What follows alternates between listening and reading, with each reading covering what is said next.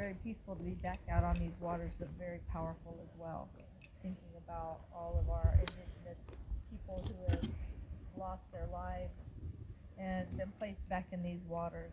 Water is sacred to us, and I'm sure that water is taking care of them, and I'm sure that they're good. But us who are still here, not knowing where they're at, it's tragic. It's hard.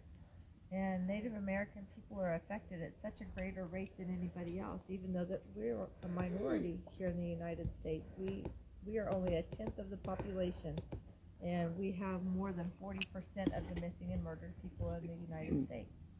And that's staggering whenever you think about it. Native people are 2.5 times more likely, is what they say, 2.5 times more likely to be missing and murdered. But if you do the math, it's far greater than that when we're only 10% of the nation. And I don't think a lot of people consider the missing and murdered whenever they're thinking about the brown on brown crime. When we have our own people on our own reservation spaces killing each other, that those statistics aren't calculated in, or they don't talk about the missing like they do in other spaces, because it might just be a kid who ran away and didn't want to be at home anymore. But our kids are just as important, and they're just looked over. They're just completely ignored because they must have just not liked home, right? I have a sister. Gets my heart. My son's been missing since January, right here from Oklahoma, in Stillwater. Very close to us. Her son's the same age as my son. He just turned 18. And the only media that's out there is her own. She puts out his page every day. Help bring him home. And everybody says he's just a runaway, but he's not. He hasn't been on social media for 3 months. We all know our kids stay on social media, right? Or on the phone, or talking to a girlfriend or a boyfriend, and nobody knows where he is. And there's no outcry. There's no search parties. There's no news channels coming and making sure that he's being looked for. And it's right there in Stillwater, Oklahoma. That's the campus of Oklahoma State University. And I think if it was a child from Oklahoma State, how different might it be if it was an 18-year-old boy from Oklahoma State that was missing? But it's just another Native child missing. We need greater action amongst ourselves in our own communities, to not just say, oh, he's been in trouble and he probably just took off. No, we know our kids. We know our kids well enough to know that they would reach back out to us in some form, to a cousin or to a friend.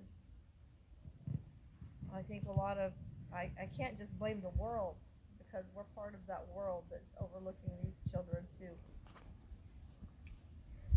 I don't know what Mom or Kristen has to say, and I'm going to pass the microphone on to them, but I guess my biggest concern is that we all need to be part of this movement, and not just whenever it's not at convenient time, not just whenever we're gathering for something, but every day. Every day there's missing and murdered men and women. Every day there's missing and murdered children, and it's not just during these times of gathering that we should be thinking about it. Hamidakia pi chante washte na pechu zapi wunia imacha pi iamos lata hemataha wakala ektawati inawa ki Dorothy Lock Echiapi na atewa ki Kevin Lock Echiapi. My name is Juania and I come from Wakala, South Dakota, also known as Standing Rock. I'm a part of the Ochapi runners that made the Mini Wichoni No Dapple Awareness International. It was our youth that got us well known for the first 3 weeks of camp, because they ran to Washington, D.C. The first 3 weeks of camp of hardcore direct action, everyone that came in always came in and said the youth sent us. From August all the way until September, they would always say that we met the youth and the youth sent us. So I always like to acknowledge them first.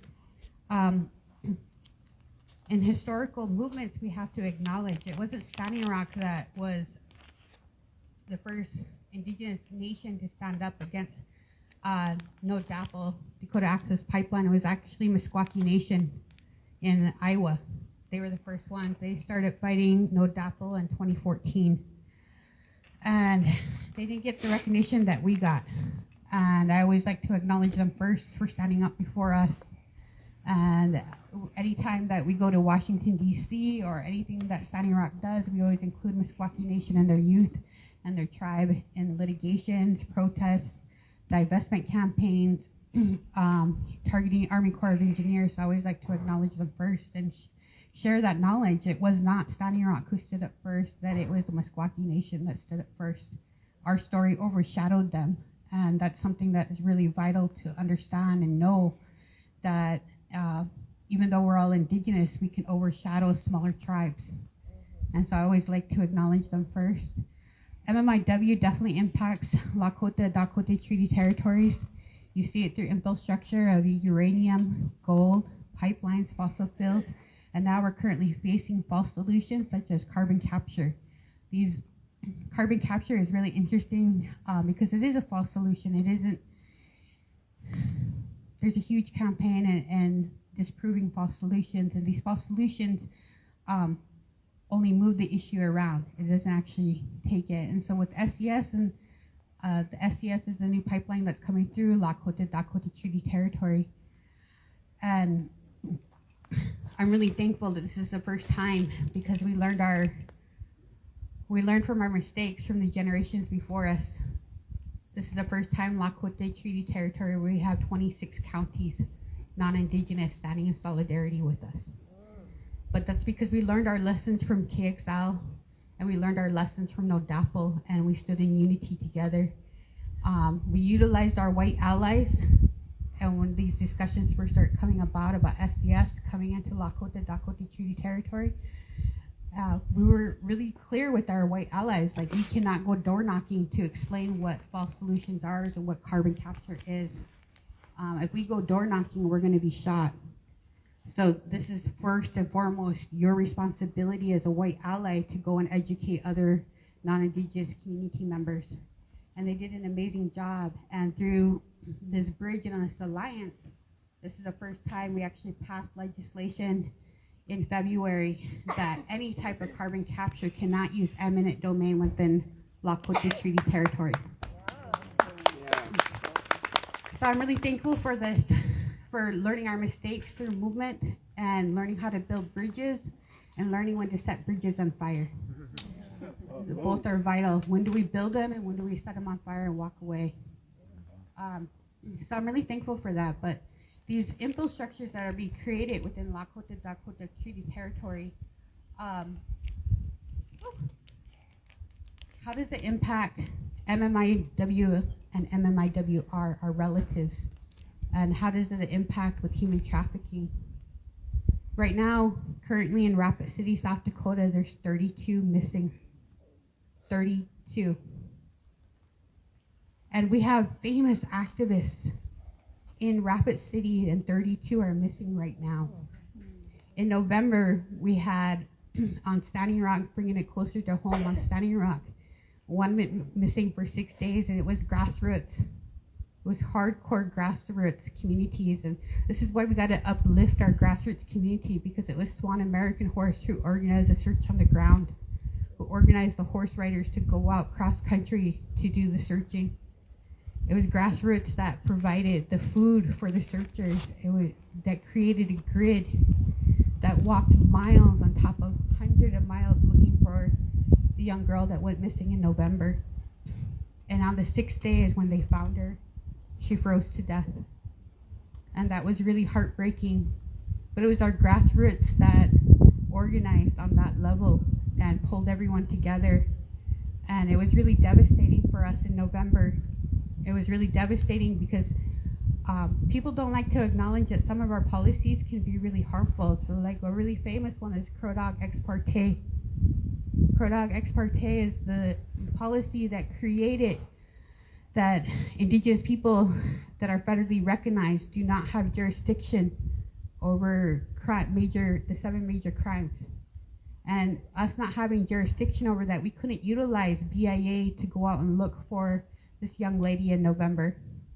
We couldn't utilize Game and Fish because it wasn't in major crimes. This is falling through the cracks. These are congressional policies that directly impact us, that murdered and missing women, and it's created by the fossil fuel industry through man camps and human trafficking. And it was really heartbreaking to be a part of this. I'm a huge supporter of Swan American Horse and her crew that go out searching daily, that create grids, that fundraise for their own dogs, their own cadaver dogs, that they walk. Oh my God, I went out with them in January of 2021, and it was -48, and we had to bundle up and have hand warmers, feet warmers, and we had to walk 11 miles to walk a grid. And so the boots on the ground of MMIW is who I commend. Like, I personally commend. I'm not a boots on the ground coordinator, but I do my best to support them because they're the ones that are physically out there searching. They're the ones that are creating the flyers to get the names out there. You know, say her name, say his name. They're the ones who are doing it, and I really uphold them and honor them because it's really hard to come across a relative and to have that trauma. They carry it. You know, they found her, and they carry that trauma now of finding her. They carry that image of finding her frozen for the rest of her life. And so I really honor them because they're the real deal, and those are the ones that we need to empower and uplift. I also commend Ruth Buffalo. Again, she's within the North Dakota legislation, but it was through her act that Trump signed. People always like to credit Trump for signing the MMIW Act, but it was all Ruth Buffalo in North Dakota that pushed it all the way through with Elizabeth Warren. It was Indigenous women that passed that act. All he did was sign it.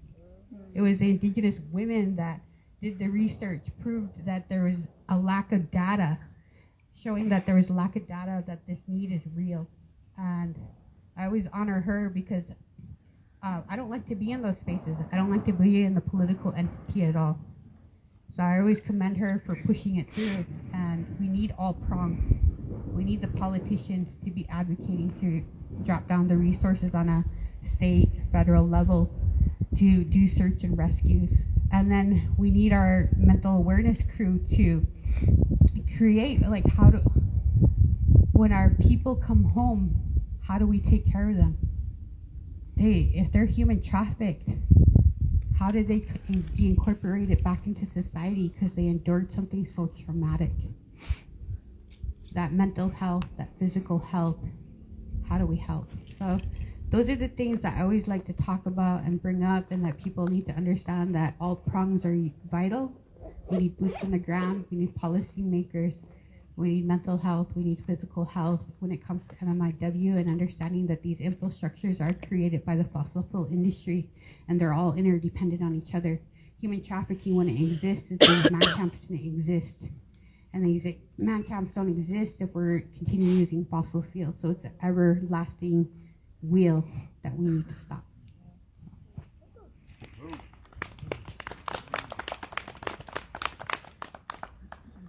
Powerful, powerful words, feelings, and memories that are stirred through all of this.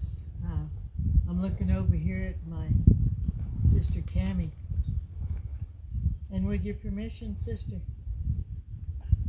may I mention our lost sister that was found in Oklahoma City on the railroad tracks. Can you go get my chair from the car? And it was never looked at as the murder that it was, that we know. Because she was a woman that was disposable in today's society. In our society, among the Ponca, we know her grandparents, her great-grandparents, We know her ways through the generations and the generations to come that have lost her and will never know her. And I see my sister in pain over here, and it gives me pain as well. And it brings to mind so many.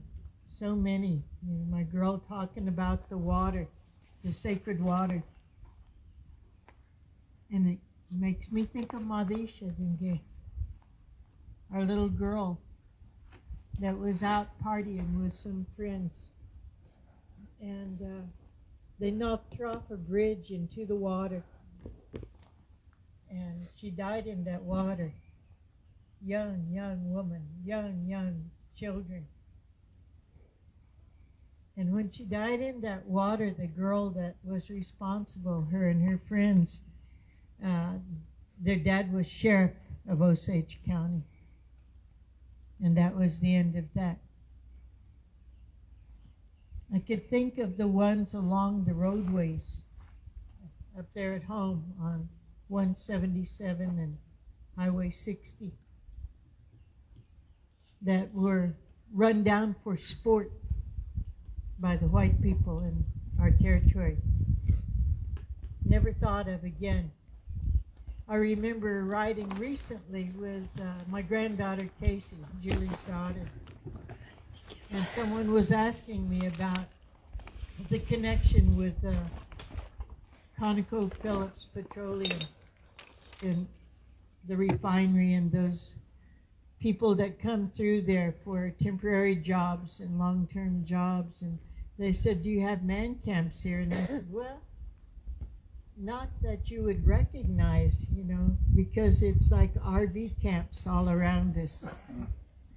And they bring in meth, and that stills the spirits of our young women, young men, children, even up to elders. They fill the bars and buy the drinks. And granddaughter told me, she said, Grandma, she said, do you see those old seedy motels we just passed out there by Osage Casino on Highway 60? I said, yeah. She said, those are man camps, Grandma. That's where those oil and gas people come and rent up whole blocks of rooms for the times that they're there for turnaround. That's where they take our women. That's where they take children and rape. And if they don't murder them outright, they murder their spirit.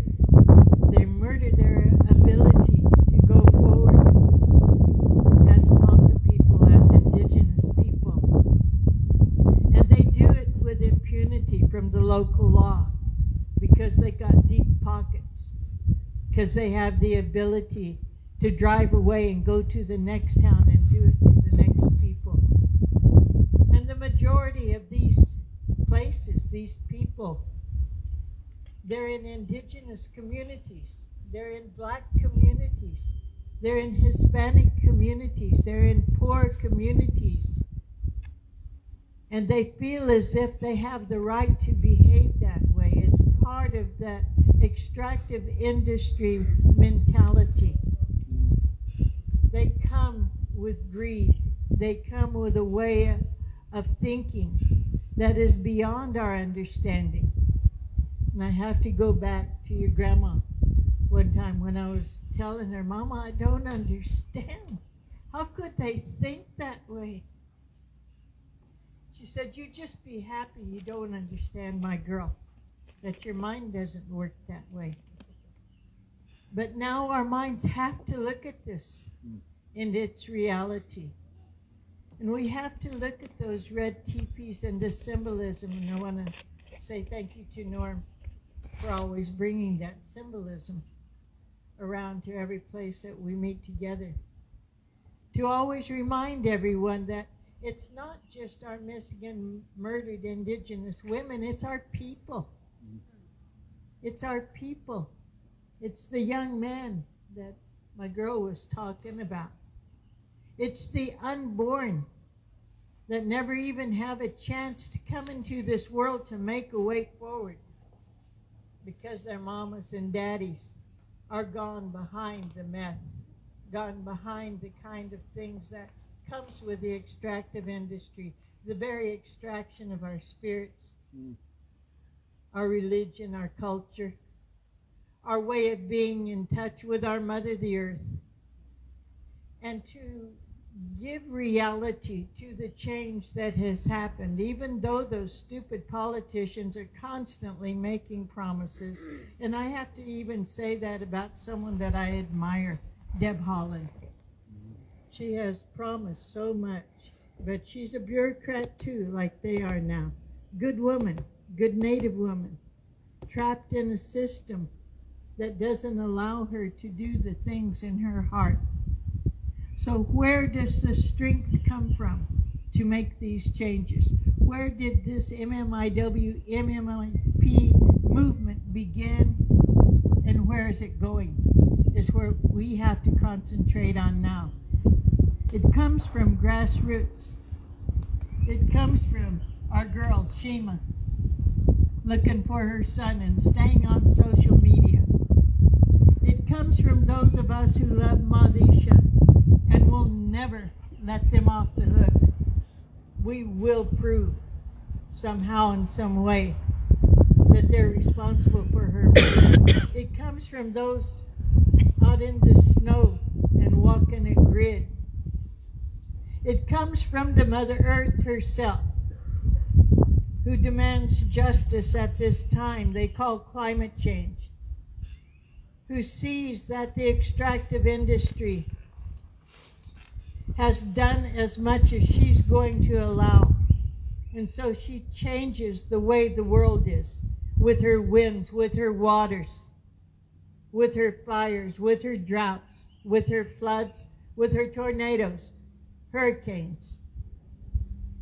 All of those are part of us because we eat, drink, and breathe at her breast. And with that comes the knowledge of how to feel like she does and say, that's enough. That's enough. Now we recognize the source in its entirety. Now we speak your language. Now we understand your laws. Now we know your social mores and your religion. And then my Ponca ways, they're just pitiful. They don't have ways. They don't have goodness. So we will teach from the bottom up, from the soles of our moccasins, into the generations to come, until this is no longer an issue. Until enough people understand. It's so silly, but I was watching Law and Order. I like all those kind of shows. And they had someone coming in from the Asian community in that one, and they said, what? You don't have a database about Asians?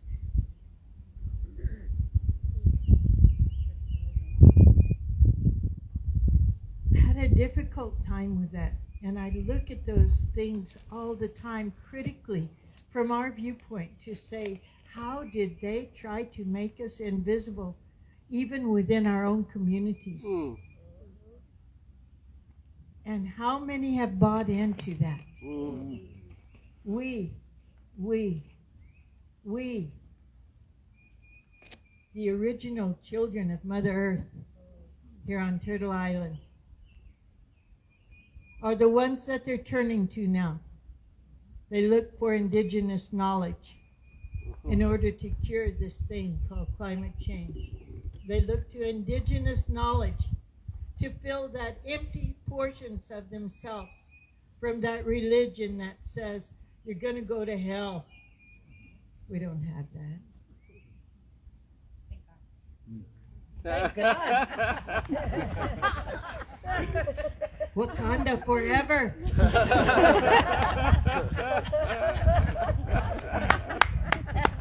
Woo!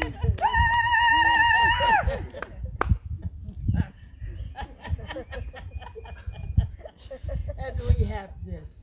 We have joy. And we have laughter. and we have the determination, the minds, the hearts, and the spirits to correct those things that have been led astray, to bring our children home, to give life again to the unborn that are waiting to teach us how to live in balance one more time. And when we do, we're not going to forget them. Again, they need our help. And we were taught better. And so MMIW, MMIP, coming from the earth herself up into the awareness of all that is, we can do that, but it's up to all of us. It's up to each and every one of us to raise this issue and say, that's a precious one in our lives. That's one more star that's along the Milky Way that belongs walking this red road and teaching and living, that had a sacred gift that was yet to be shared. And your greed is no longer an excuse for your behavior. Come on up. Mekuhuk, everybody. So again, Crystal Cavalier. I'm a citizen of the Okanichi Band of the Pony Nation in North Carolina. And my dissertation, how I got my doctorate, was on missing murder indigenous women in North Carolina in oil and gas frontline communities. And it wasn't until 2019 that we were invited to go to DC to the Indigenous Peoples March. And that's where I heard first about the issue. And it made me think, like, what does this mean for North Carolina? I've never heard of this before. And when I came home, I became aware of just things that were happening in our community. And to find a job, I had to take a job 2 hours from where I lived to make money for our family. And so it was every morning I would get up at 6, go to the gas station, fill up, and drive for 2 hours. But one morning, at 6 o'clock in the morning, I kissed my kids and they got on the bus, and then, I left. There was this woman who had jumped out of a car at this Flying J gas station. It was just running and screaming, and at 6 o'clock in the morning, you're just like, what is going on? And that stayed on my mind. And for the 2 hours, like I had 2 hours to think about what this woman was going through. And when I got to work, I told my mom, I told Jay, my husband. And then I didn't hear anything else about it until it came on the news that this woman had been human trafficked from a county, one over, to Durham County, to Person County, and then to Alamance County where I live. And it made me think, because the only major highway was by my house where my girls caught the bus. And I thought my community is not as safe as it was when I was a kid. And maybe it was never safe because, my family kept us in a bubble and nobody came to our community because we were Indians and nobody wanted to come and mess with us. But what I found out, because it just got me thinking, I'm a researcher just by nature. What it got me thinking and speaking to in my community was the sheriff, who's super racist. He sits outside of schools and intimidates children with ICE. And I went to his office and I asked him, you have an Indian community here. What are the statistics about missing or murdered women? He didn't have any statistics from 2008 until now. And I'm like, that's impossible. You have a whole community here, and you can't tell me you don't have any drug or alcohol or tickets or anything. And what he told me was, well, we just classify you by the way you look. So if you look black, you're black. If you look white, you're white. And if you look Hispanic or brown, you're Hispanic. And that was it. And that really just didn't make me feel good at all, because now I'm worried about, well, wow, we have people that's missing. So I went to different communities across the state, and I just asked, like, is this a problem here? And one of our big communities is the 1B community. And And what I found out was it's a huge problem. There's over 600 women and girls and Two Spirits in the Lumbee alone who are missing and murdered because there's no accountability to the police. And also, we have Interstate 95 that runs from New York to Florida, and Robinson County is the middle where there's a lot of drug transfer or human trafficking. So we have this huge interstate and a huge problem. And what I found out is there's corruption among the police. The police, Shocking. the police, who are supposed to protect us, right, are the ones that are doing it to us. But what they have done is they've taught our own people how to beat the system, so our people do it to us. And I did the research for 3 years, and we started with Eastern Band of Cherokee. I founded a nonprofit because this was a problem. The state didn't recognize us, they invisibilized us, they just didn't have any accountability. And no matter who I went to, the governor's office, the attorney generals, they just kept passing me to somebody else. And I was just like, this is horrible. So I looked to our leaders because that's what we do. And then I said, wait, like yesterday, I'm a leader. What am I going to do about it? So we founded this nonprofit, and I went to each community and I asked people to join our board. And I was like, you have to be the eyes and ears. And we started collecting this unofficial data. The whole reason I went to school to get my doctorate is because if you don't have those initials behind your name, nobody pays attention to you, especially in the Western society. They just dismiss you. And, I was like, no more. You're just not going to treat me like garbage. I'm somebody, my parents raised me good. My grandma instilled these values in me. And you're going to listen to me. Even though I still have to have Jay, he goes with me, because it's still really patriarchal. And they just dismiss you. But what I found out is, by opening these families and getting the courage to talk about them to everybody, we found out that our people don't even know it's an issue. They don't know, and so we have to educate them that this is happening to them, because it's not the same world that they grew up in, and it's coming so fast. Like somebody yesterday, maybe Grandma Casey said it, time is not on our side. It is happening. Yeah, now, rapid pace. Things are happening, and we have to be able to adapt and change with these modern times. And I thought I had found a saving grace, because we found out that in Robinson County, the police, and I've called them out, which has put a target on my back.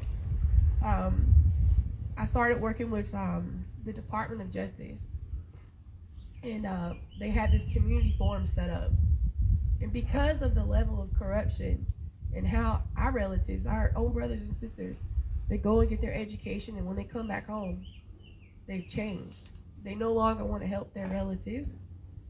They want to help themselves. So they politely look the other way. And we started calling them out, saying, you have to work with our community.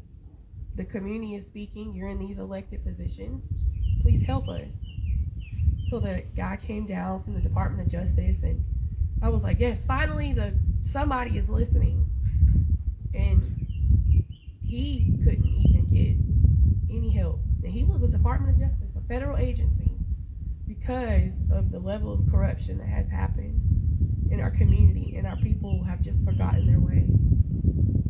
We've had the judges and politicians who were elected by the people just shut the whole event down. We couldn't even get any community participation, because when people start rising up, and it's a level of fear that they have, when they start rising up, crazy things happen. Like your car ends up running on the opposite side of the interstate, and you have a head-on collision. That's one way that they shut you up. Even now, when I go to the community, I have to take armed security guards with me, because I fear for my life. going down there and just raising awareness with the families. We have prostitution, drugs, meth, heroin, you name it. All of these problems. And it's affecting our men too. And we have a lot of swamps in North Carolina. A lot of our people have ended up in the swamps. And there's 3 cases, and I've talked to the families, and they've given me permission. There's 3 cases, high-profile cases, that nobody knows. Well, they know what happened, but they will not come forward because one woman was found in the trash can. One woman was found stuffed in a TV cabinet in an abandoned house, and one woman who knew what happened was found 2 weeks later by the train tracks. And the police won't classify these murders as homicides. They just classify them as suspicious deaths. So that means the police have no interest in connecting the dots, interviewing the people, trying to find out what happened. So that leaves the families hurting and just distraught because they have no closure. So our organization, we're working with Lewis Grassroot from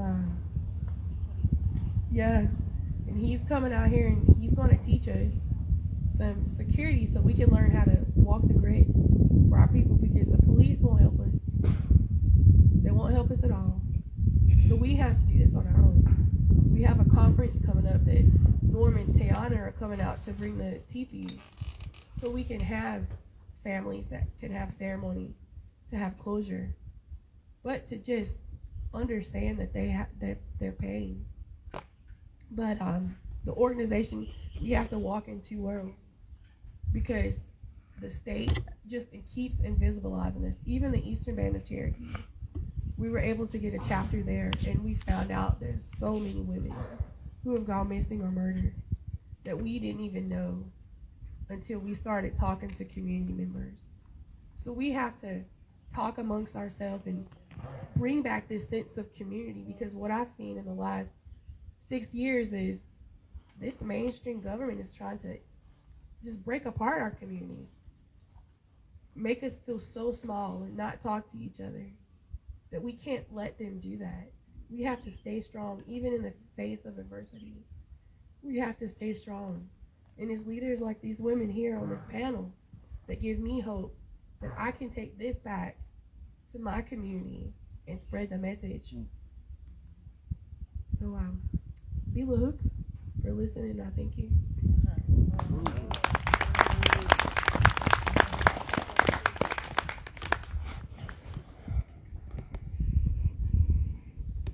I don't know if anybody has any questions or any comments that they would like to say, or if you have a loved one's name that you would like to say. The young man that I was speaking about earlier, his name is Jackson Yearby.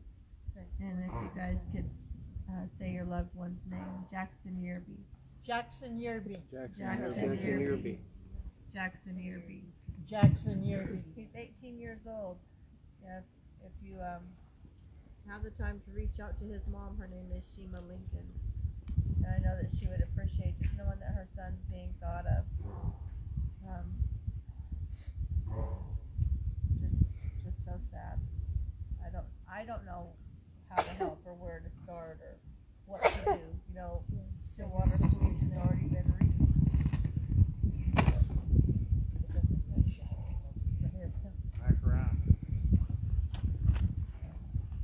Hello, is this on? Yeah. Yeah, my sister's name was Kathleen Lorraine Papan. Kathleen Lorraine Papan. Papan. Her death was considered an accident, so there was an investigation. Who goes and lays down on the railroad track. Anyway, last year, March 5th, my baby brother was shot and murdered at 7-Eleven by the clerk. And his name is Victor Papan. Victor Papan. And people that knew him went by. My son went by the store, and I guess he felt something, But he didn't want to look. He said, Mom, there's yellow tape around 7-Eleven.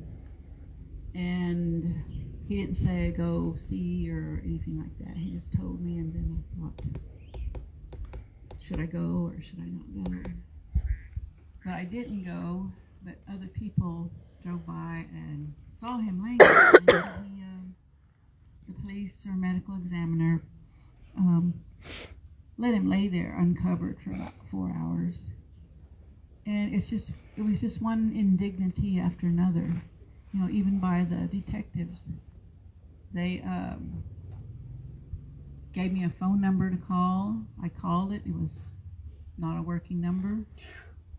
I went down to get a police report. Everything was blacked out except for my brother's info. Someone gave me the name of another detective that wouldn't return phone calls. And when I did finally get a hold of somebody, they said, oh, that's the wrong detective. He wasn't even on the case. So I finally got a hold of another detective, and he said, when we finish the report, we turn it into the DA's office, and then the DA will get a hold of the family. Well, guess what? That never happened. And my attorney friends have written notes to the DA.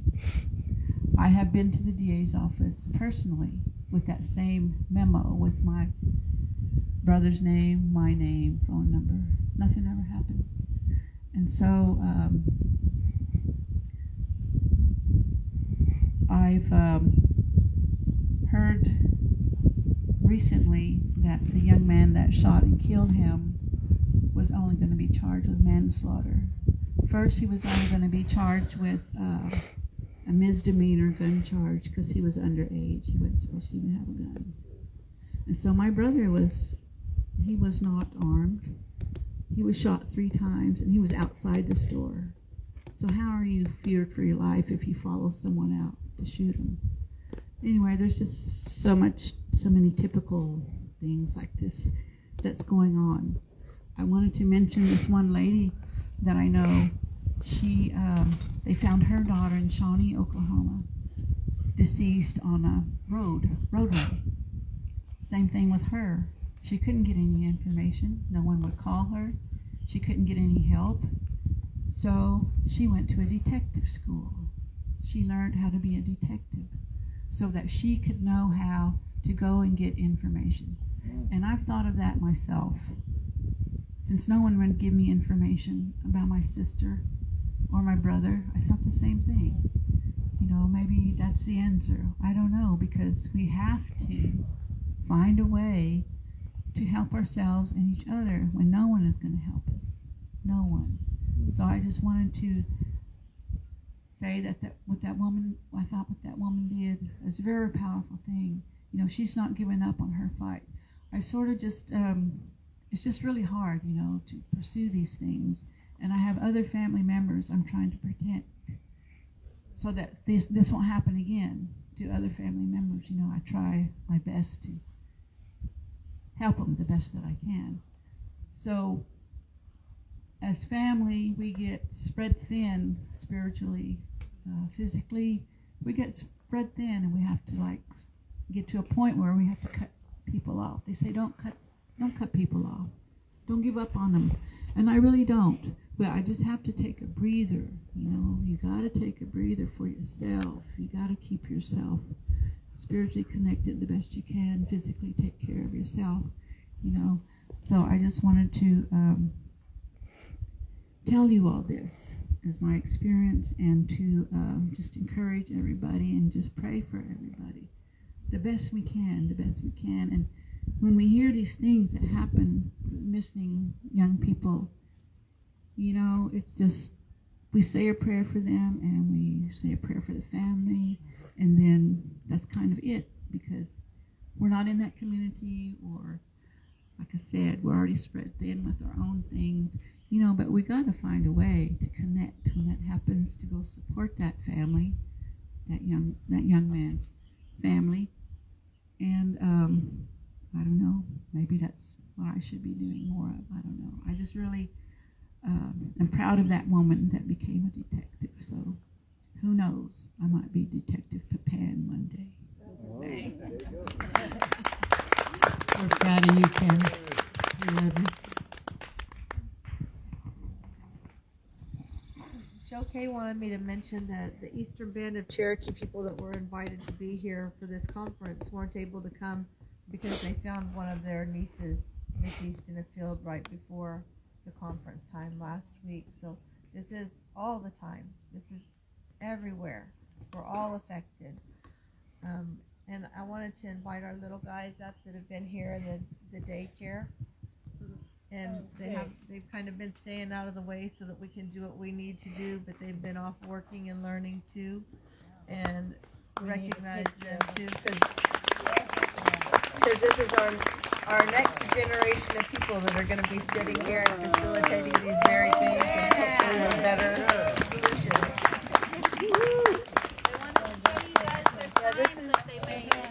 This is Joe Kay's daughter, Anna Walker, that's been taking care of the kids this whole time, and we sure appreciate you, Anna. I think she had more fun than they had.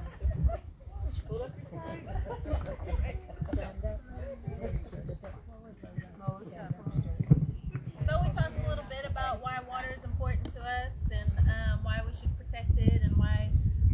Signs under your faces. Yeah. So we want to see your faces. There we go. So this was their artwork that they come up with after we talked a little bit.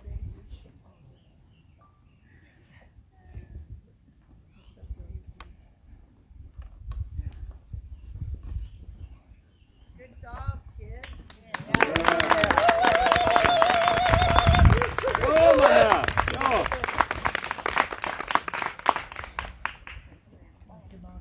Thank you, Anna, so much. Oh yeah, of course we had a good time.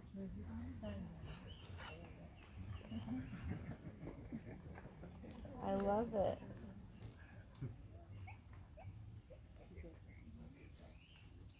Well, someone said last night that we think they're, it's one of our traditional Cherokee people that last night they were saying, these kids are running around here and we think they're not paying attention. And he said, but I remember being in those circles and so they're paying attention.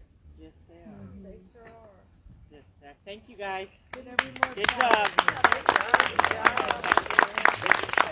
Go ahead and take your signs to your cars or whatever you're going to do with them.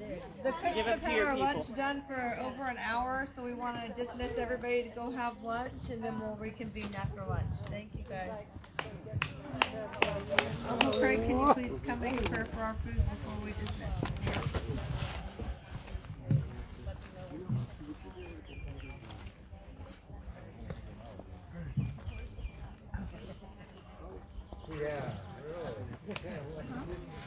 Did you hear it?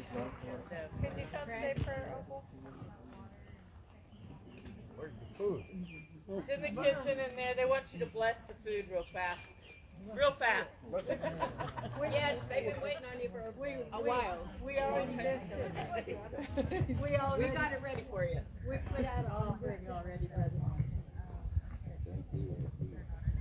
Aho, Daddy Wakanda, Ube. Bless this food that we take in, that it might be a spiritual, uplifting event. Bless our family for cooking our food and preparing it. All the ones who ask, I ask you, Wakanda, Kube, please bless the ones who provided the food and drink. This event, Grandfather, has helped me. I would ask a special blessing for all who participated and all who